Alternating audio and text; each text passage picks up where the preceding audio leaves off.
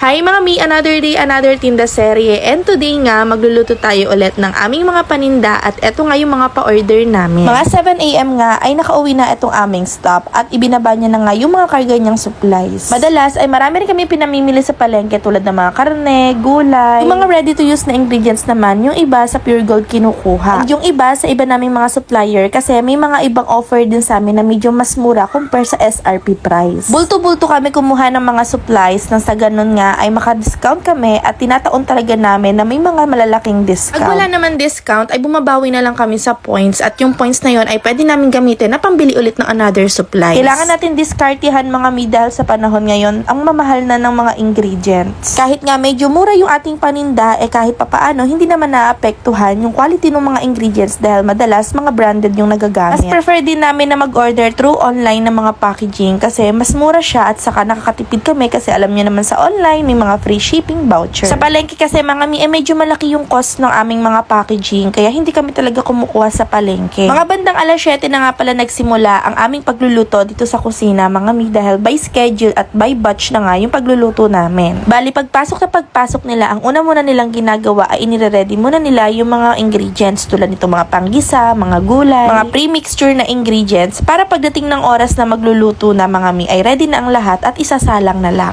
So bali dito nga mga mi ay may mga kanya-kanya ring staff na gumagawa at nag-a-assign na lang ako mga mi para hindi na rin magtuturuan o mag-aantayan ng gagawin. May dessert nga rin pala kaming pa-order. Ito nga pala yung aming mango tapioca. Bali meron siyang kasamang gulaman. Actually, etong aming mango tapioca mga mi ay wala talaga siyang nata na kasama. Pero nilagyan na rin namin kasi nga meron kaming nabili na nata. So sayang naman kung hindi ilalagay. Meron kaming 4 na flavor pagdating sa dessert. Ito nga yung mango tapioca namin. Meron din kaming coffee jelly, pandan jelly. At yung pinakahuli ay yung fruit salad. Sa 3.2 liters nga pala namin ito inilalagay. At kapag meron kaming pa-order nitong mga dessert, advance talaga namin itong ginagawa para mapalamig pa namin ito. Ang dami na nga namin ino-offer namin yung mga mi at kahit papaano naman hindi kami nahihirapan sa pagsiserve kahit iba-iba yung mga putahe na pinapagawa sa amin. Mabuti na lang yung mga staff namin ay magagaling din po make up ng recipe kaya kahit sino ay pwedeng magluto. Araw-araw nga namin itong routine mga mi at kahit papaano nasanay na rin talaga yung katawang lupa namin sa mga maramihang order. Pag ganito nga na maraming order na ginagawa, talagang strict kami sa schedule. Ibig ko sabihin ay kapag ka merong gustong mag-rush order tapos hindi na talaga kaya, hindi na namin tinatanggap kasi baka maapektuhan yung mga unang nagpa-reserve. Ibang mga customer kasi namin mga mi, 1 week pa lang nagpapa-reserve na which is ganun talaga yung policy namin. Pero yung iba super advanced like mga 1 month, ganun. Sa totoo lang, hindi pa man napasok ang bare months, ang dami na nag-i-inquire at ang dami nang gustong magpa-reserve sa mga special occasion ngayon darating na bare months tulad ng Pasko at Bagong Taon. Ayun nga lang mga mino, kahit gusto namin kuhanin yung reservation, hindi muna namin tinatanggap kasi sobrang aga pa naman. Sabi ng admin namin mga mi, ay mga October pa sila mag-o-open ng slot. Kaya sa mga gustong-gusto magpa-reserve sa amin, mga mi, abangan nyo yung October slot para makapagpa-reserve kayo kasi first come, first serve lang. Limited lang din kasi talaga yung matatanggap namin na order nun mga mi kasi may mga magse-celebrate din na staff sa December 24 kasi magluluto din sila ng kanilang panghanda.